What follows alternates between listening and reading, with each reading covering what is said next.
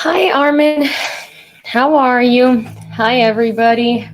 Well, I guess it's just Armin for now, so I'll wait for a few more people to show up to start. But how are you, Armin? How is everything?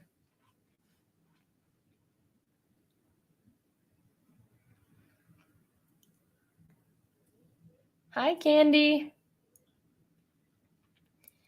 Hi, John. Hi, Nick. Good to see you. Oh my God. Hi, hello. Hi, Veronica. Hi, little Dumpy. Hi, Joe. Um, my light today is different on YouTube. I don't know if you guys notice these little things, but my friend David is a professional lighting designer, and he was over yesterday, and I kind of forced him to switch over the light a little bit because when I looked up previously, and hi Adam and hi Mark, and when I looked up previously, you could see like the reflection of the ring light in my glasses. Hi Leona, hi Fiona, hi Norm. And I got tired of it, so now I have to look up very high for the ring light to even show up. Hey Tefan, hi Lauren, hi Casanova, hi Praxis, hello everybody. So exciting news today. Russia asked for a ceasefire, which is very funny because they're trying to position it as if they're asking for a ceasefire because Orthodox Christmas is coming up and it's only reasonable, which, it wasn't reasonable for New Year's. It wasn't reasonable for the regular Christmas, but it's reasonable for Orthodox Christmas. And anyway, so they asked for a ceasefire, and Ukraine absolutely rejected that. Zelensky said that there is no reason to delay destroying a terrorist state and getting them out of our country. And also, of course, they're not asking for a ceasefire because it's the holidays. They're asking for a ceasefire because they want an opportunity to regroup. They want an opportunity to get together. They want an opportunity to have a breather. So of course, no one's going to give them that ceasefire. And Joe Biden also had some things to say about that proposal. But yeah, thanks, but no thanks. I'm on very late today. I had quite a bit of a day. I woke up this morning to a very peculiar email and had to figure some things out. Before I could even think about stepping into doing anything, specifically like talking about the news. But it's been for the most part figured out, so everything is okay. But it was quite a bit of a scare over there for a second.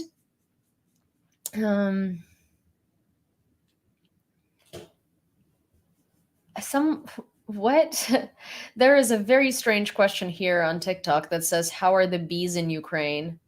Without bees, no food in Ukraine. Well, Ukraine is the breadbasket of Europe, and even under shells and constant even under shelling and constant attacks, we still manage to get food not only for ourselves but also to other countries, especially the countries that struggle with food production. So Ukraine did very well in that regard. Hi, Crazy Cat, and hi, Nuclear Salmon. So yeah, what do you guys think about the ceasefire situation? Do you think that Russia is exhausted and Putin is just desperate and grasping for straws because he needs a breather and needs time to figure out what to do? Or do you think that they want a ceasefire so they can regroup and plan the next move? I guess these two are very similar questions. I'm not necessarily asking, right? I guess for me, I think there are two reasons why he could be doing that. One is because they don't know what to do, at all, because it's very clear they're losing. It's very clear that that they don't have enough.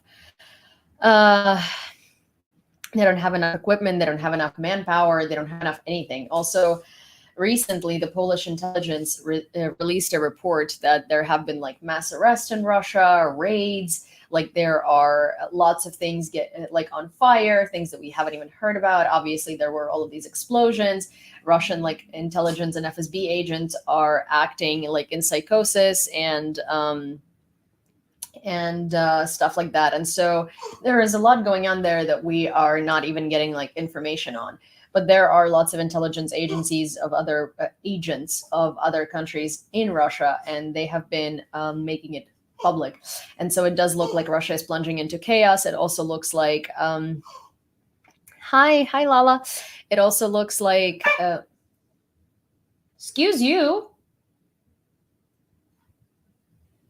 Did you hear that? Did you hear that?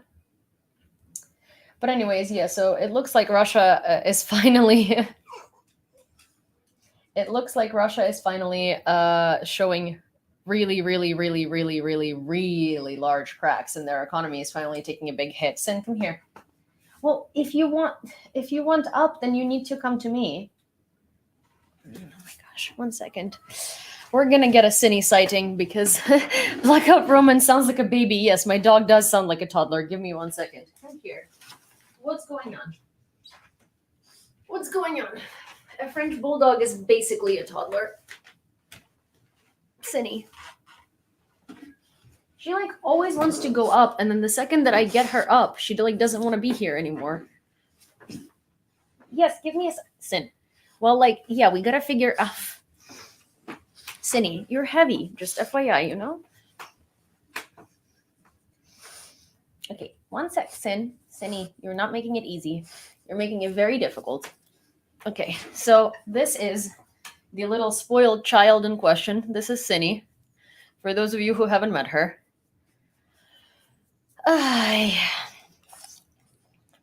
Kid. No.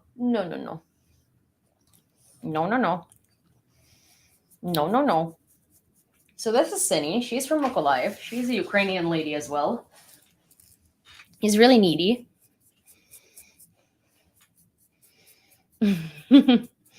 She always wants attention. So, you know, she also loves interrupting my news streams to get said attention. So we are all collectively giving her attention. Hi, Diane. Hi, Brandy. Hi, Bam. Din. Sinona. She's black, but her name is blue. Well, actually, the name of the coat is Blue French Bulldog, so that's why she's Sinya. Sinya.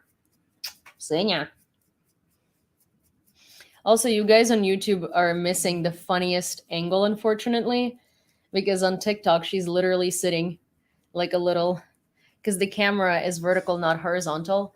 You're literally seeing her sit. It's so funny. She's sitting like a baby. She does need attention 24/7, Cat. It's, you know, problematic sometimes, right, Sin? Because you need attention all the time. You won't let me even do the news without giving you all the attention in the world. Hi, Beef Ninja. Well, we're having a short lyrical pause to the news stream because my dog decided that, you know, she's going to start semi-barking and demanding attention. Okay. Wait, Sin.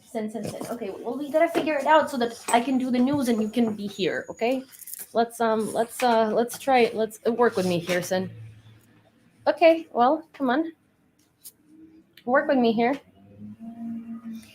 Okay, so basically what I was saying is that there are two options for me. Option one is that they're trying to like come up with some plan and they want like time to regroup. Option two is that Russia absolutely has no plan. They're desperate and they're asking for a ceasefire because they want a breather to figure out what to do. Crazy cat. Thank you. And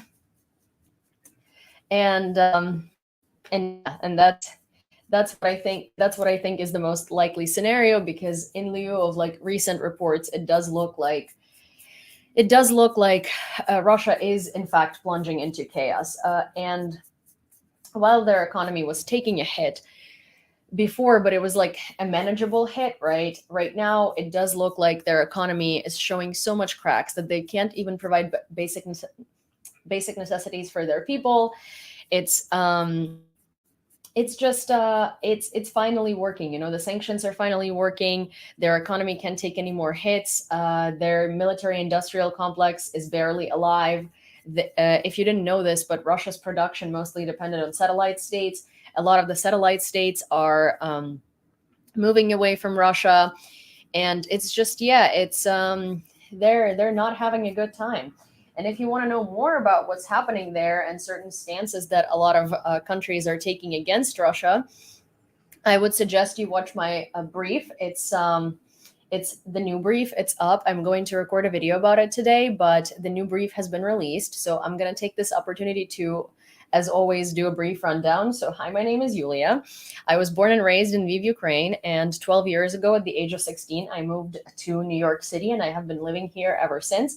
My parents, grandparents, all of my immediate family lives in New York. Oh, thank you so much, 8Life. Oh my God, Cindy. She's never reacted to sounds before. That was so cute. So sorry, I in the middle of my speech, there was a gift on TikTok and it made a sound. You guys heard the sound, and Cindy was like, "Whoop." But yeah, so basically, I'll take this opportunity to do the rundown. As I said, hi, my name is Yulia. I was born and raised in Lviv, Ukraine, age of 16. 12 years ago, I moved to New York City. I've been living here ever since. My parents, grandparents, my aunt, all of my immediate family lives in Lviv, Ukraine, and because of that, and because, you know, I love Ukraine, it's my country. Since February 24th, every day on this channel, I have been doing news broadcasts for the latest news that came out of and pertaining to Ukraine for the past 24 hours. We break them down, we give them political, geopolitical, and historical context, and otherwise relevant context, so it's easier for you to understand what's going on, sort of like discuss the politics, I answer questions and stuff like that. And the stream right now is airing on 4 different platforms that includes YouTube, Twitch, and Twitter, and then TikTok. And you guys broke me. I'm considering Facebook. Okay, I'm considering adding Facebook, which I never thought I would say because I don't even use my Facebook account, and it took me like 4 hours to recover my password, but you broke me. So my handle is the same across the board. So if you guys prefer any of the platforms mentioned recently to the one that you found me on, you're welcome to look me up by the same handle that you see on the current platform. Or if you are on YouTube or Twitch, you can look in my About section and you will find all of my other platforms. And if you are on Twitter or TikTok, you can go into link in my bio, and there is an answer to every question that you might have pertaining to all of my social medias. And also on TikTok, if you press the play button right next to my profile picture, you will also find my YouTube link there. Now, I would really highly suggest that you do follow my YouTube because or subscribe to my YouTube. Gosh, there are so many different terms for different social medias, but subscribe to my YouTube because I release short news summaries twice a week. They're called the briefs, and they're basically 20-minute rundowns of everything that happened and in pertaining to Ukraine, and like in this week so far, in the given week so far, in about 20 minutes. And they're very convenient. Also, I am adding new segments. My editor husband, actually, it's funny because we just got it down so that we could like edit these briefs in a normal amount of time. Because for those of you who don't know, John is my husband, also my editor. And it's quite hilarious because he's been complaining about how long it takes, and now he's like, okay, well, we need to like do more. We're not doing enough. We could be putting out more information out there. He's like, you should be filming every day, Yulia. And I'm like, I'm already going live every day, but sure. Anyways, I'm trying to listen to him because he is right, and he is willing to edit more segments. So that's good. And more segments means more information. So if you're not on YouTube yet, get on YouTube. And of course, all of your gifts on TikTok, all of your super chats and super stickers are incredibly appreciated. There is also an option to subscribe to TikTok and subscribe to YouTube. And I also have a Patreon in my link in bio if you would like to support my journalistic endeavors.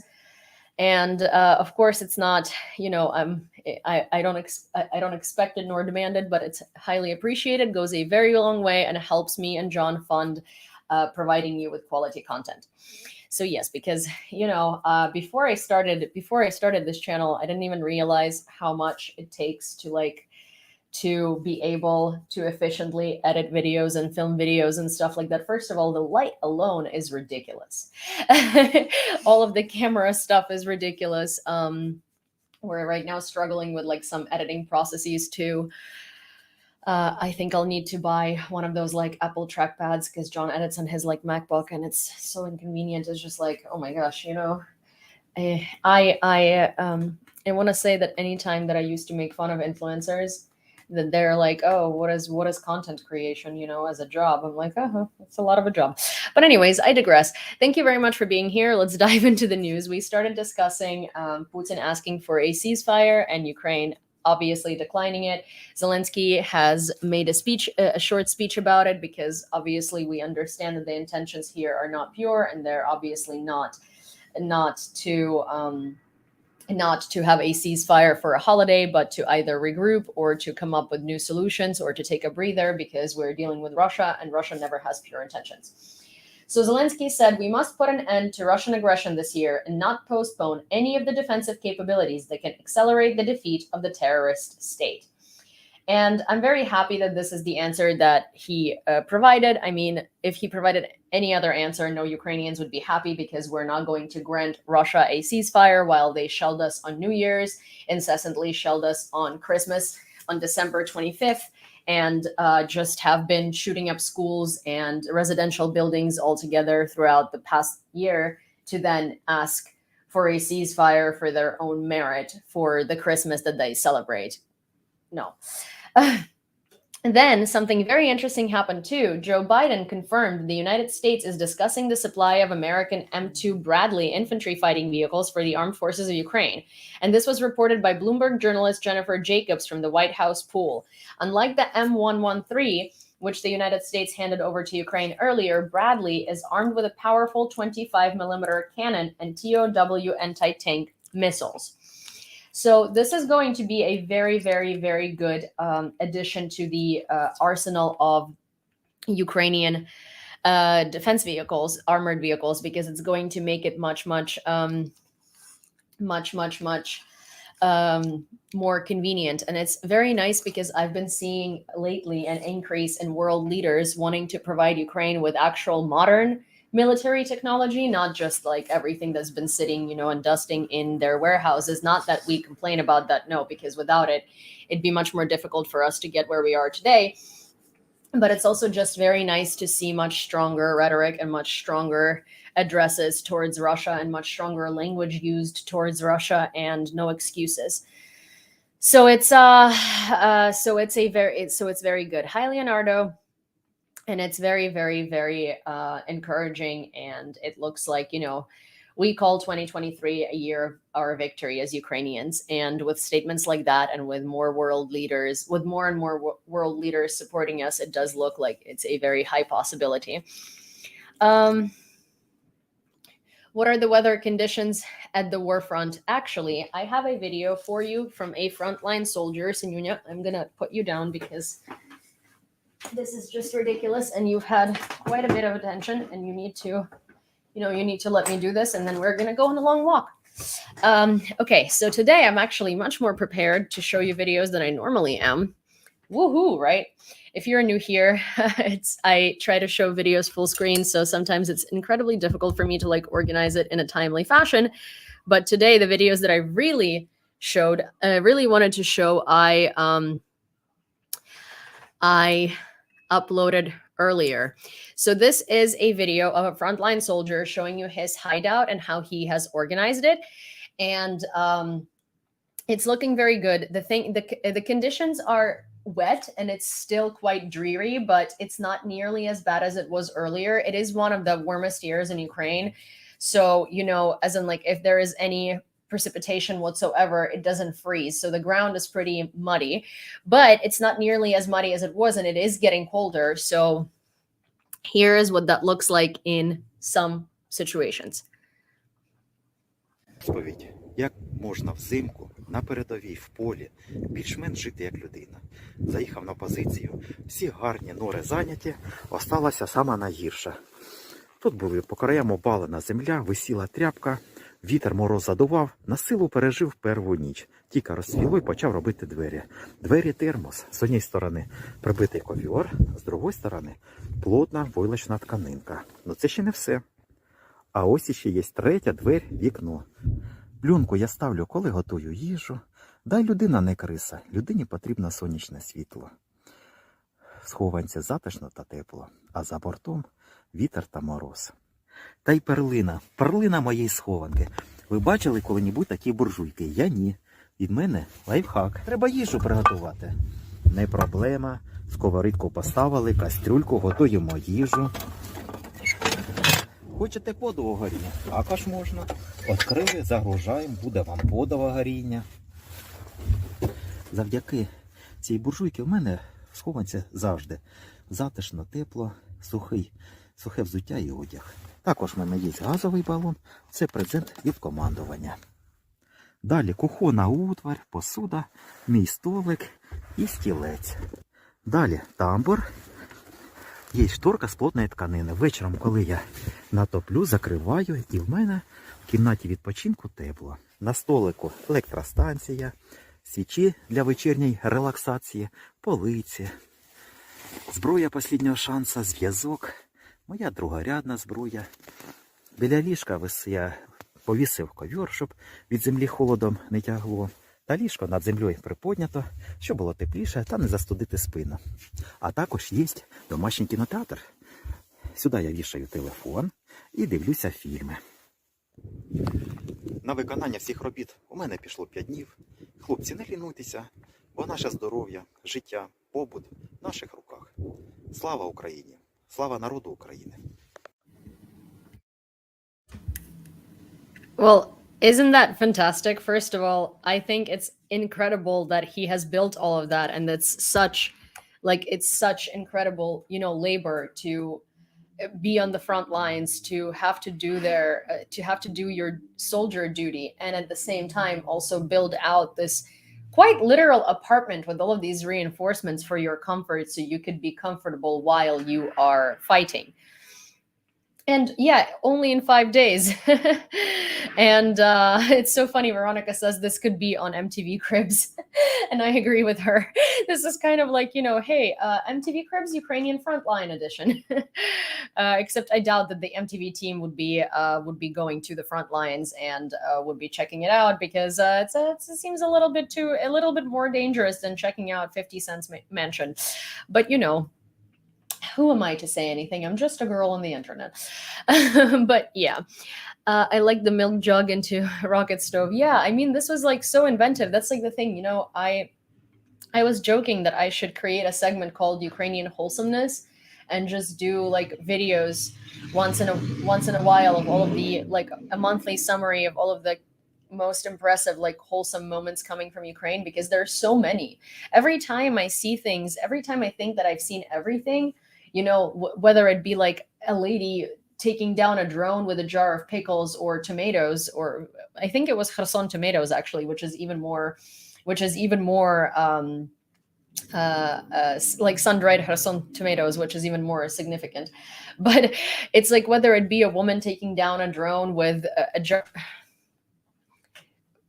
jar of pickles, whether it would be an old lady poisoning Russian soldiers by offering them like pastries that she handmade, whether it be Ukrainian soldiers figuring out how to mount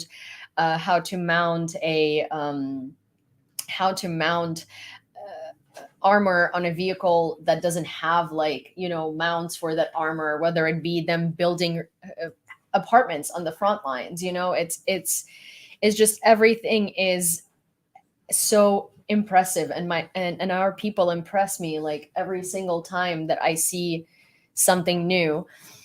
Yes, the lady Bam says that lady offering sunflower seeds to the Russian soldiers. Yeah, or like gypsies stealing a tank, or just regular, Ukrainian elders like standing up to tanks, literally empty-handed, just in front of them to not let them pass.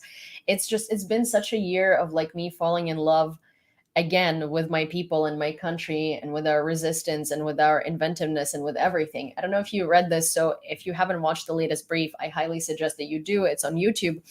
And one of the sections, there were two articles that came out this week, one incredibly amazing, and one just a parroting of Kremlin propaganda that was incredibly disappointing on the behalf of the New York Times. Also, I do want to throw it out there that the New York Times parrots Russian propaganda rhetoric so often. It's incredibly disappointing. It's like they sprinkle in some support, and then most of their opinion articles are just basically Russian propaganda. So they released this article saying that Ukraine wastes incredibly expensive shells to take down Russian inexpensive kamikaze drones. And it's funny that they would say that because these kamikaze drones inflict hundreds of millions of dollars worth of damage during a strike and also take human lives. And there is no price to pay to take them down. And there is no other way to take them down. Also, we try to take them down with other UAVs. Ukraine created our own anti-drone drones. Like Ukraine has been inventing weapons to help us fight this fight. And the second article was by the Wall Street Journal, and it was an article about how Ukraine has managed to create this incredible system between like the tech companies, the military command, and like between all of the structures of between all basically sectors that could contribute to the military. How we've created this amazing hub of working together and inventing things. And it's quite an amazing article. It's I'll tell you what it's titled actually. So I'll tell you what it's titled in a second. It is in the brief, and I discuss it and I talk about it quite extensively, but I figured it'd be good to mention it here too, in case you haven't seen it yet, or in case you want to read that article before you watch the brief, or in case you just want to read the article. Although I would suggest that you watch the brief, obviously, but the article was called, oh my gosh, what was it? Sorry, it's just so hard to find things sometimes because there is just so much information that came out in the past couple of days that it's hard to keep up. But first of all, Ukraine is also inventing mini nuclear power stations, basically, that 20 of them produce as much energy as one nuclear power plant. And these stations are like small and don't require maintenance. So it's like we've been coming up with so many solutions to all of these seemingly unsolvable problems. And it's just so admirable. Ah, my gosh, what is the name of this article? Why can't I find it? I know. It's because it was on a different channel. Gotcha. Okay, so it was on U24 Media, not on here. I'm like looking at the wrong place to find the name of the article, but it was an article from the Wall Street Journal. It came here. No, this one. This one is the wrong one. Gosh, I'm so sorry. It takes me a while sometimes. There is just such an over-influx of information that it's hard to sort through it to find what you're looking for here. Ukraine created an inexpensive alternative of a virtual control system in battle. Ukraine's success in creating an on-the-fly virtual control system is a valuable lesson for the West, especially about the need to experiment and bring in non-military experts. Ukraine has created a low-cost version of what the Pentagon has spent decades and billions of dollars on: fighter jets, intelligence, and weapons networked digitally. The text notes that in particular, Kyiv's impromptu network of drones, fighter jets, and weapons linked via satellite communications and special software gives the military an advantage in terms of intelligence, coordination, and accuracy compared to the clumsy Russian army. One element of Ukraine's innovation success is how various military units and Ukrainian tech companies are working on their own new military technologies, and the bottom-up approach is sometimes more like a row of garages in Silicon Valley. So that's the thing. It's like Ukraine hasn't been just sticking to the proper gear. And Ukraine hasn't just been sticking to, the most modern technology when it comes to warfare. Well, first of all, because we simply don't have access to it. And so, hi, Evan. And so we've been sort of forced into inventing these things if we want to win, right? And we do want to win. We have no other choice. But not having all of these modern technologies, not having all of these luxuries has basically put us in a position where we have space to figure it out. And we have been very efficiently figuring it out. And it's interesting because there are a lot of resources noting that Ukraine has been very successfully figuring out tasks that like leading world militaries couldn't do on tremendous budgets for like decades now. And speaking of militaries, here is a highly dubious Russian military official statement on AFU HIMARS attack in Makiivka. Because, of course, we can't do without Russian madness. And today, Russian madness comes from military officials. And as you know, Russian madness is one of our favorite segments on this channel.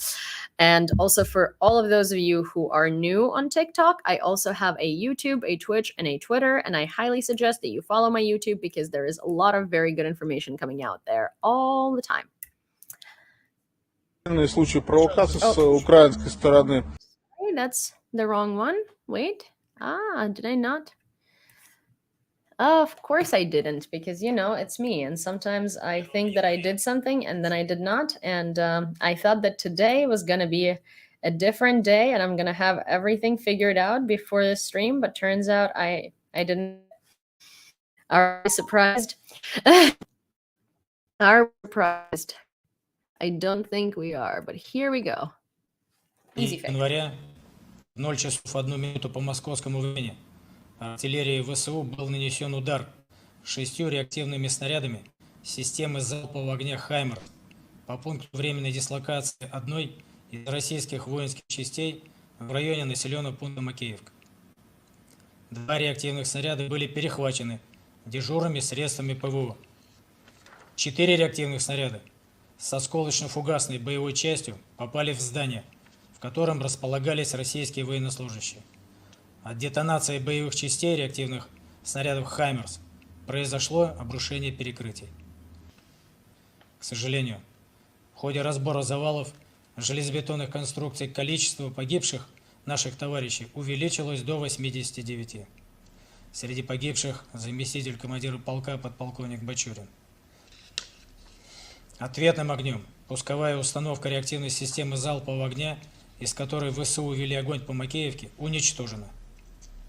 Также в результате ракетных и авиационных ударов по скоплению военной техники в районе железнодорожной станции Дружковка Донецкой Народной Республики уничтожены еще 4 пусковых установки реактивных систем залпового огня «Хаймерс», 4 боевые машины РСЗО РМ-70 «Вампир», более 800 реактивных снарядов к ним, 8 автомобилей, а также более 200 украинских националистов и иностранных наемников.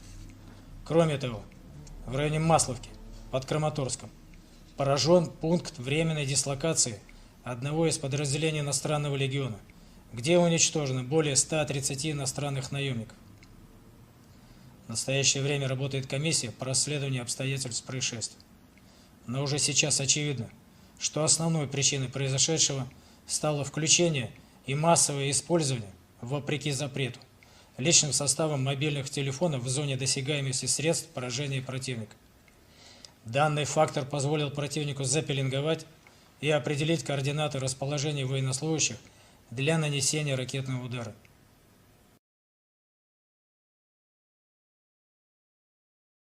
Well, so Veronica was saying 6 HIMARS, it was only 1. Well, according to Russia, in the past month alone, they have destroyed 27 Ukrainian HIMARS. Meanwhile, we have 20 to begin with. So, Russian math is very different than Russian math lives in its own world. Russian math lives in its own math world. There are no laws of mathematics applicable to Russian military summaries.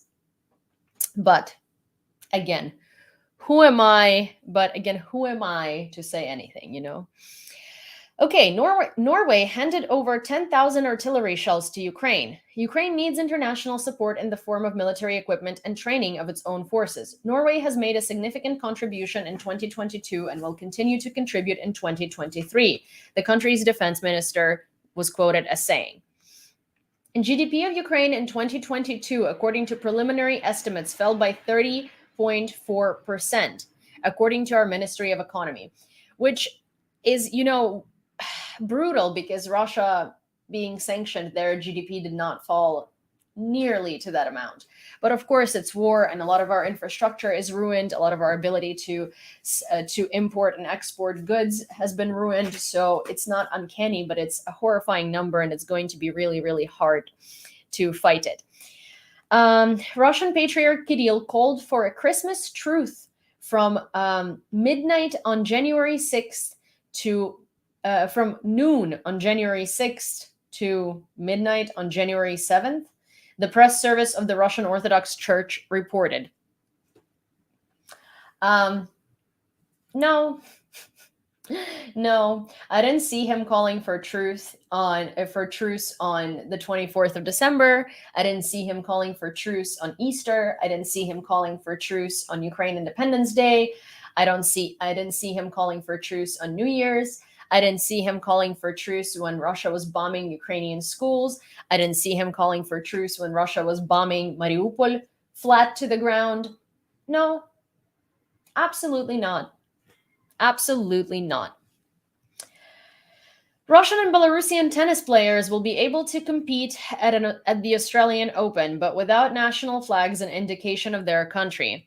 The ambassador of Ukraine to Australia called on the Tennis Federation to follow the example of Wimbledon and ban them from playing. See, I think this is like a very big problem because allowing them to compete without their flags is still allowing them to compete. And it's obviously driven by money, and it's obviously driven by fans, because there are lots of famous Russian tennis players, such as Maria Sharapova, for instance. And it's incredibly disappointing that a lot of sporting events are still putting profit ahead of people's lives. Russia is a terrorist state, and so is Belarus by proxy with their current government. And allowing Russia to compete in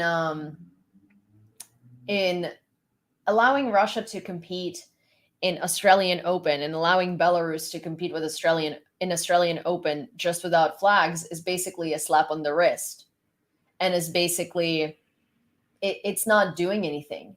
It's kind of like, it's not even putting a band-aid on the problem. It's, instead of punishing, if your kid does something very wrong, instead of like giving them consequences and reprimanding them, just basically not doing that. Just kind of like, it's sort of like, if Cindy did something wrong in the house, I would just clean it and not say anything, like it didn't happen. That's kind of like that. Yeah. They're not going to learn anything, because now they think that they can participate and they can still make money and they can still do what they needed to do as long as they don't show Russian flag. And that's wrong. The United States does not confirm Russia's statements about the destruction of at least one HIMARS artillery system in Ukraine. The representative of the White House National Security Council, John Kirby, said that such statements of the Russians are another disinformation.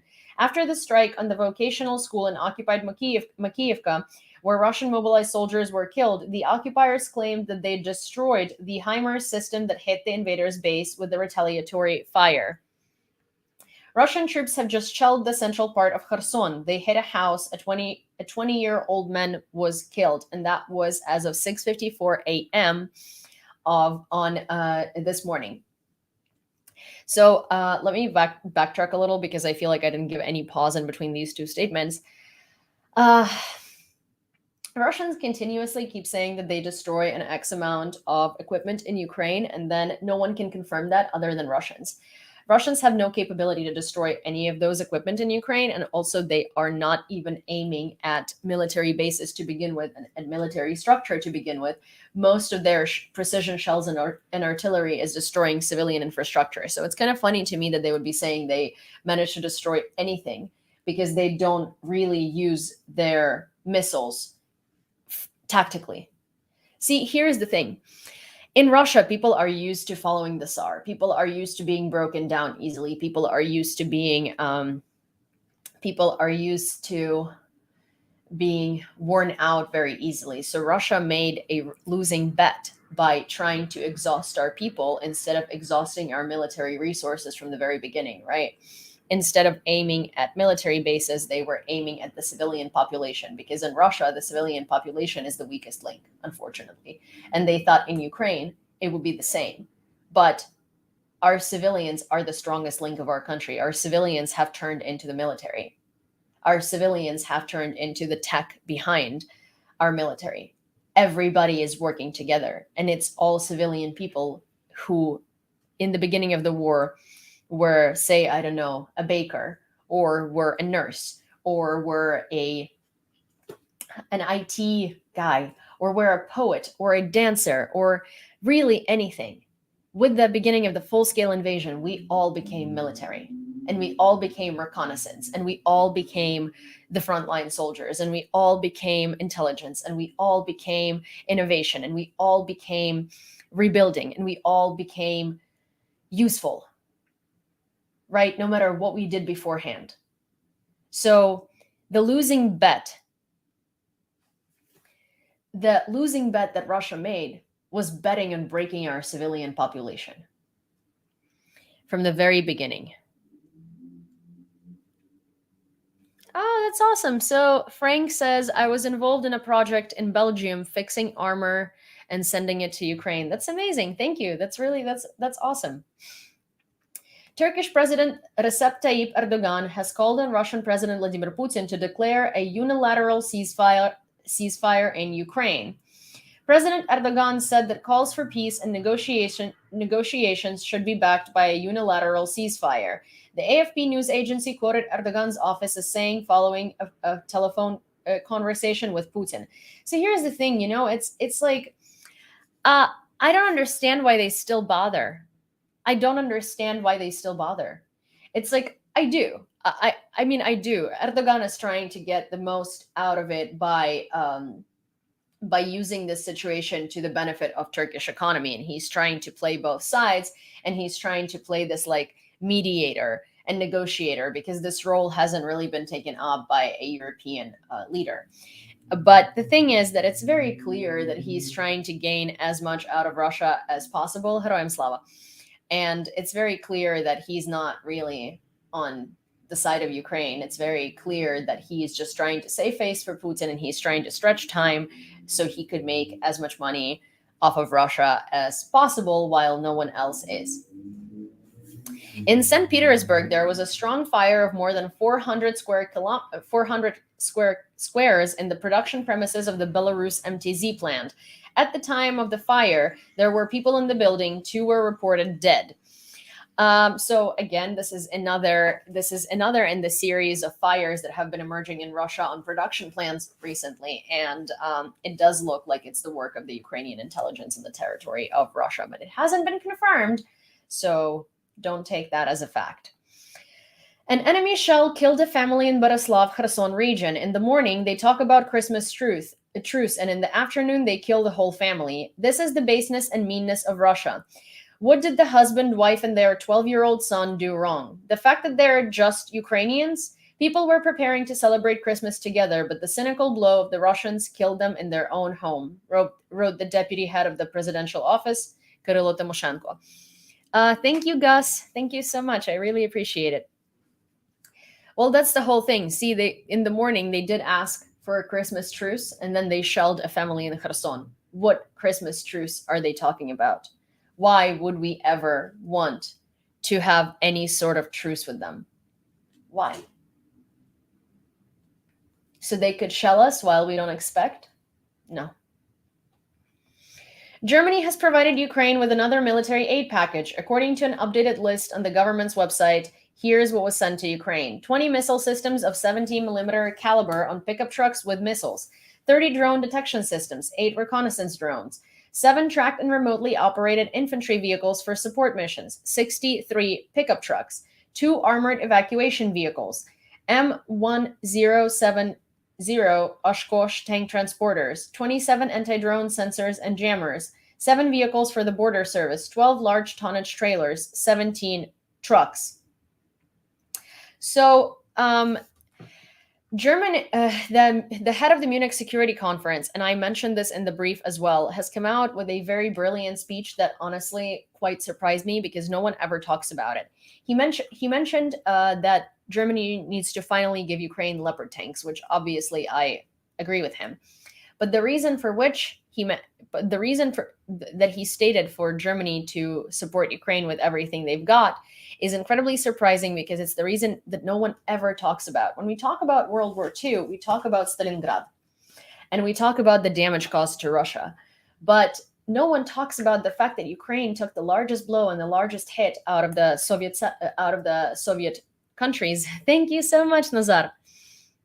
Out of the Soviet countries, because Ukraine took the troops coming in, going towards Russia. They destroyed Ukraine. Both Russian troops and German troops destroyed Ukraine. Russian troops also, committed a lot of sexual essays and killed people. Germany just ravaged through Ukraine on the way to Stalingrad. And no one ever talks about it. But the head of the Munich Security Conference did. And I read his quote in the brief, and I highly suggest that you watch it, because it's impressive. It's better late than never, but I was very surprised that he took on the responsibility for that. Russian president instructed Defense Minister Shoigu to introduce a ceasefire regime along the entire contact line from 12 on January 6 to 24:00 on January 7th. Propaganda media reported with reference to the Kremlin. Okay. I mean, you do you, buddies. You can have a ceasefire. We won't. The Ministry of Defense of Belarus reported on the buildup of a joint regional grouping of troops with Russia. Joint aviation exercises are planned. Russian military equipment and weapons are also being brought to the country. Another batch of new BTR-82A, BTR-80K medical and repair vehicles arrived in Belarus. So speaking of Belarus, I actually asked a couple of questions the other day from Belarusians on Reddit in our Belarus, and I have gotten some very interesting responses. So I really want to read them to you. So here is what I wrote. I have a question to all of the Belarusians. What is the atmosphere in the country like when it comes to the invasion of Ukraine? I know that most of you don't support Lukashenko, Putin, and the war, but are there people who truly do? What about the military? Thank you. So here are a couple of responses that I received. They were all very detailed, which I really appreciated. But so here's the first one. Obviously, yes, something like 30% is pro-Russian, but majority of them are still against the war. Any media except for Russian is banned. Support for the war is quite low, but some people support their relatives in Russia or just believe whatever they hear on TV. If hypothetically we just change channels, the support for Russia and war would be 3 to 6%. What about the military? They believe that Poland will invade and that will free their citizens. To which I said, thank you for responding. I see. So the way they try to control the military invasion from Poland, I honestly thought this was just some BS that Lukashenko was saying for Russians, not an actual narrative. Is there anything brewing up with the opposition? Rather, what would it take for Belarus to rise up against the regime again? I know it's not a simple question. I know about 2020 and understand how heavily policed Belarus is per capita. I'm not ignorant on what's happening within the country. Just wanted to find out the people's opinion, not media. So the person says, it's self-suggestions. They control military and police by forcing them to be involved in more crimes. The more crimes they do, the more people will be involved. The more people will support only them because there is no way out. And as to Belarusian resistance, they said nothing happens that we are aware of. And if something does, we wouldn't be saying it anyway, of course. And then another person responded this way. Even those who are pro-Putin and pro-Lukashenko don't want to actually participate in this war. Of course, there are some idiots who want to go to war, but these are really small numbers. I'm not sure about army, but as far as I know from my friends, from my friend who was in the army, not as conscripts, but as professional soldiers, they said that soldiers are not fans of the idea of participating in actual war. And regardless of how Ukrainians treated us last year, which I'm not sure what they're referring to, many Belarusians think about Ukraine as a fellow nation. I think this is part of propaganda where Russia is trying to sow divide between Belarusian people and Ukrainian people, because we haven't treated Belarusians in any way other than some Ukrainians were really upset that Belarusians didn't do more to stop Russia using their territory. Anyways, many Belarusians think of Ukraine as a fellow nation. By the way, the whole idea of Belarusian army invading Ukraine looking pretty dumb and unrealistic. I know, but I was just wondering what the mood is like. So, 1, Belarusian army legally cannot be used to invade foreign territories, and this law remains unchanged by now. But 2, Belarusian army consists of only 30,000 soldiers. It's nothing, 1/10 of mobilized in Russia. 3, Belarusian army equipped and armed with ancient Soviet-era equipment and arms. It's shorts of artillery and ammo. Local ammunition plant in Orsha still doesn't produce ammunition after 3 or 4 already years of being built. Ukraine had almost a year to fortify border with Belarus, and even terrain there is really hard to advance. Solid forecasts and forests and swamps with little numbers. Well, actually, entering war is against Lukashenko's personal interests too. I said this in February of 2022. I still stand on this. I don't believe Belarus will ever go to war against Ukraine. So take it as you will, but I wanted to share these because these are actual Belarusians answering these questions, and I was very interested to hear their opinion. And speaking of Belarusians, here is a very funny video that a lot of you might have seen, but a lot of you might not have seen. Basically, it's a Belarusian border guard complaining about Ukrainian border guards being unpleasant, and I thought it was so freaking funny. Последний случай в пункте упрощенного пропуска под Добрянка, когда военнослужащими сопредельного государства наводилось оружие в сторону пограничных нарядов, оскорбительные жесты, угрожающие в сторону пограничников.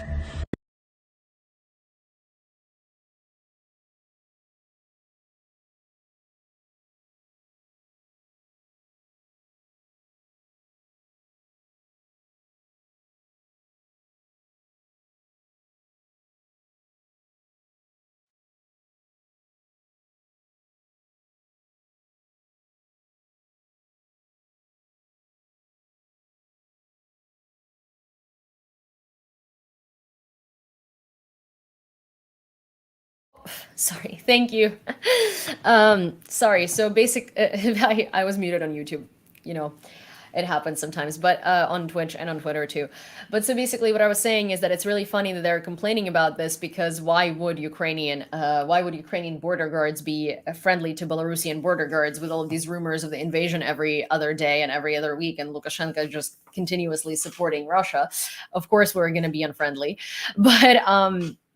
But for those of you who didn't see the subtitles, basically what the border guard was saying is that Ukrainians are showing them unfriendly gestures in a form of, like, you know, the middle finger and mic drop, yes, and that it's you know, and that it's threatening. It's threatening and it's unfriendly. And I found that so funny because, well, Lukashenko continuously keeps threatening Ukraine with a Belarusian invasion, even though he doesn't proceed to doing so, and we know that most likely won't. But he continues using that as a threat. So what did you expect was going to be happening between the border of Ukraine and Belarus? I really thought that Ukrainians are going to be standing there and being like, "Hi there, buddy, how are you?" Of course, Ukrainian and Belarusian border guards are going to not be friendly to each other. It's so funny. Minister of Culture and Information Policy Alexander Tkachenko said the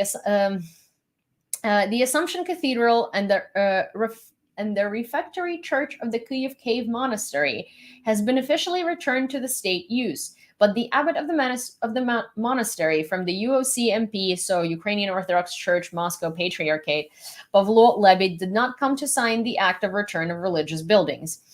Well, I mean, we don't necessarily need him to sign anything, but that's basically like the Moscow Patriarch, the patriarch of the Moscow Church in Ukraine. And those buildings are the big churches in Ukraine. One of them is Kyiv-Pecherska Lavra, which is the main church of our country. It's beautiful, it's gorgeous, it's huge, and it's like the symbol of Ukraine. It's incredibly old. It's a beautiful church, and it has basically, it's like it's like half a church, half monastery. I'm not really sure how to translate Lavra properly, but it's just a beautiful religious construction, and that's coming from someone who is an atheist and could not care less. But I think it's a beautiful historical building, and it's incredibly important, and that church has been taken over by the Moscow Patriarchate. President Zelensky had a phone conversation with Turkish leader Erdogan. They discussed cooperation between the country's nuclear safety issues, in particular the situation at the occupied Zaporizhia NPP, the exchange of prisoners of war under Turkish mediation, and the development of the grain deal. There was no mention of a ceasefire. Russians remove chevrons from their dead so that they cannot be identified and returned. Also, according to some Russian soldiers, they also remove their organs in order to sell them on the black market. And again, I talk about it in the brief if you're interested. Representatives of the Russian armed forces take away or remove all chevrons, identifiers, all documents that can confirm belonging to a particular unit or to a particular person from their dead fighters. My version is that they don't want us to show their real losses, which they have suffered during this time and throughout the armed aggression. And also, they do not want their bodies to return home, and that their mothers or close relatives did not raise a wave of popular revolt against the very top, the very power. It is better for them when they just appear in their documents as missing, and that's all. A military with the call sign lawyer, one of those who is searching for the bodies of the invaders in the Kharkiv region, said in a comment for Suspilne TV Kharkiv. Лавра, так само буде цікаво. Цікаво. Hi, Пекельний. Good to see you. US President Joe Biden also commented on Russia's announcement of a ceasefire. He noted that Putin shelled hospitals, kindergartens, and churches both on December 25th and on New Year's Day. I think he's trying to take a breather, the US president said. That's exactly what I was saying, isn't like, it's so incredibly hypocritical to say, oh, we need a ceasefire for the Orthodox Christmas because it's an important holiday, but we shelled you on every other holiday of the year and continue shelling you. And most likely we'll shell you when the ceasefire is going, but, grant it to us. We need it. So it's just kind of ridiculous and obviously unrealistic. German Defense Ministry discussed supply of 20 to 40 Marder infantry fighting vehicles to Ukraine, according to Der Spiegel. And Germany is going to join the US in supplying Patriot missile systems to Ukraine. The transfer of Marder infantry fighting vehicles, as reported above, was also approved. So we're getting Patriots and Marders from Germany. And it's actually very interesting because Germany has been perpetually changing their rhetoric and their response and perpetually changing, their, I think they started this invasion and went halfway into it with a very kind of like, we help Ukraine, but we sort of really are scared of losing our connection to Russia because our economy depends on it. So we're just kind of gonna be nor here nor there, okay?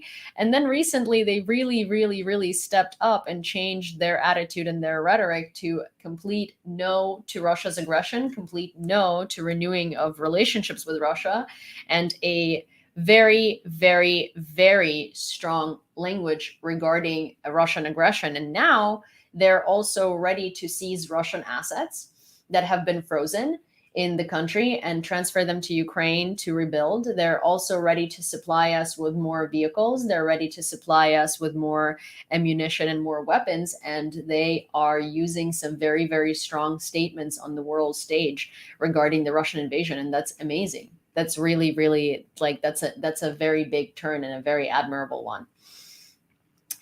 DPR's Pushilin says there was never meant to be a ceasefire, or actually there was, but only for the Orthodox people, because Ukraine is not an Orthodox country. That's why. Oi, I'm gonna read you this. About the decision of the president, there can be no talk of any ceasefire. The decision of our president as an Orthodox person refers precisely to Orthodox people for whom it is important to go to church, to stand the service on the feast of the Nativity of Christ. For obvious reasons, we do not consider the leadership of the rest of Ukraine to be Orthodox. That's why. The decision concerns a ceasefire or offensive action on our part, but this does not mean that we will not respond to the provocations of the enemy, or we will give it at least some chance to the enemy during the festive hours to improve their positions on the line of contact. So that's really funny because that's what I was saying, is like they want a ceasefire for themselves, but they're actually not planning to seize the fire, UN Secretary, this one was incredibly annoying, and this one was something that I need to process my reaction to because I'm very angry.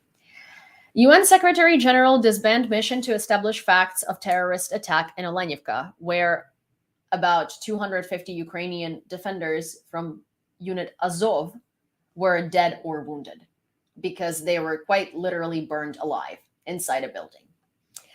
Secretary General Antonio Guterres has decided to disband the mission to establish the facts of the incident of July 29th, 2022 in Olenivka due to the lack of conditions for sending the mission to the scene.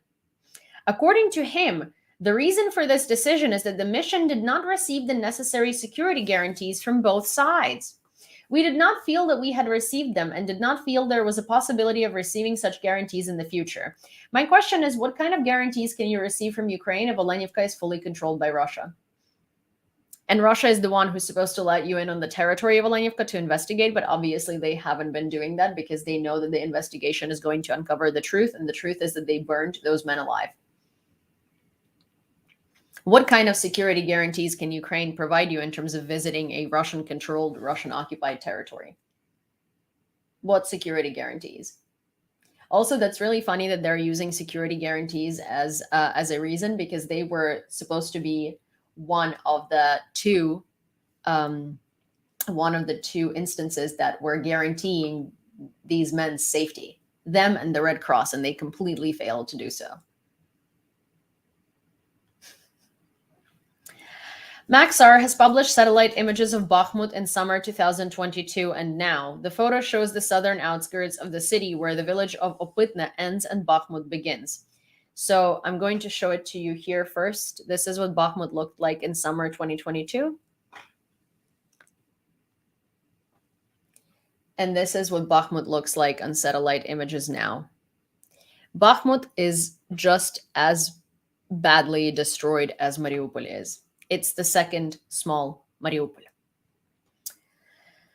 Anlena Bakhbak said, if Putin wanted peace, he would bring his soldiers home and the war would be over. But apparently he wants to continue the war after a short break. Exactly. A new U.S. military aid package for Ukraine may include about 50 Bradley fighting vehicles, Reuters reports citing 2 U.S. officials. The package is expected to be announced on Friday, they said.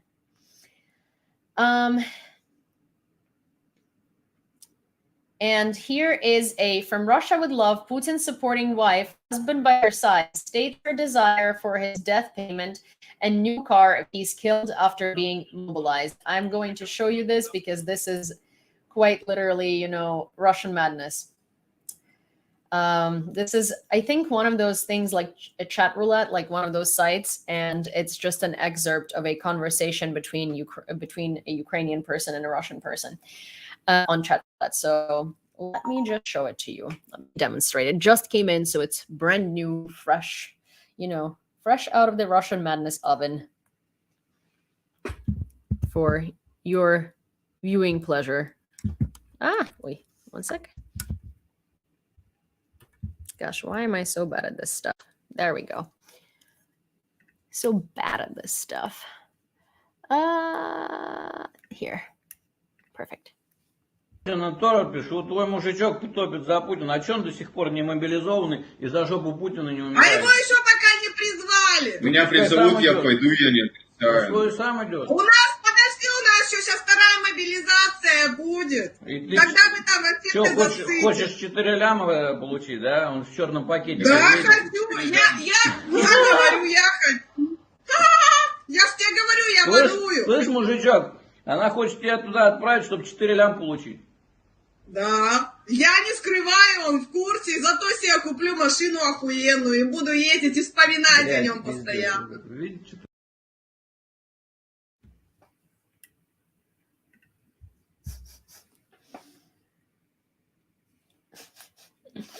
I don't know if any commentary is needed there, but yeah. She literally said in front of her husband, yeah, he knows. I want my payment and I want a car for that payment. I'm going to be, you know, driving that car and remembering him in it. True love comes so rare in life. And that, unfortunately, is all that I had for you for today. So if you have any questions or suggestions or anything, please let me know. Want Russian women population to support the war. Yeah. Oh, also, that's not all, because I have because there is Armin's quote of the day here. 1 second. Armin says the businessman Max Dupree wrote, leaders don't inflict pain, they share pain. This saying also applies well to politics. Ask yourselves, in this war, which leaders are sharing their people's pain? Exactly.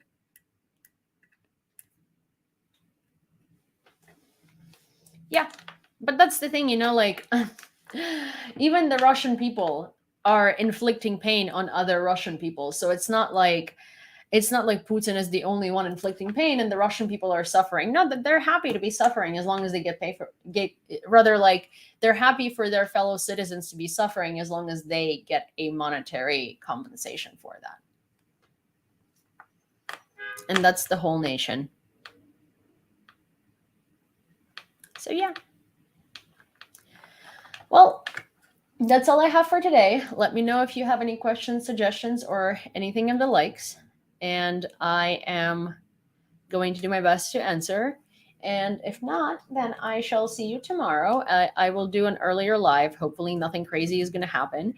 And for now, I'm going to go walk the beast who needed attention so much.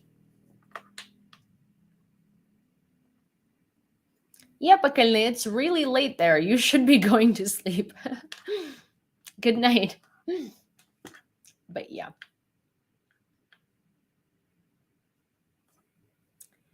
Maybe include weather conditions and the front lines in the news. Okay, I will do that. That's a good suggestion.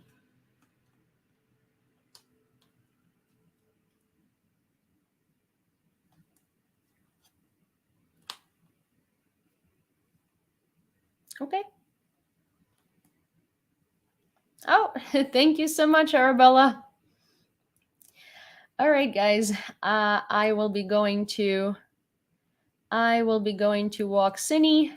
You guys enjoy the rest of your evening.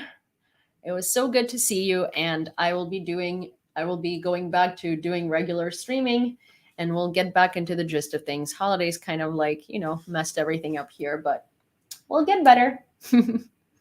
All right. Bye, guys.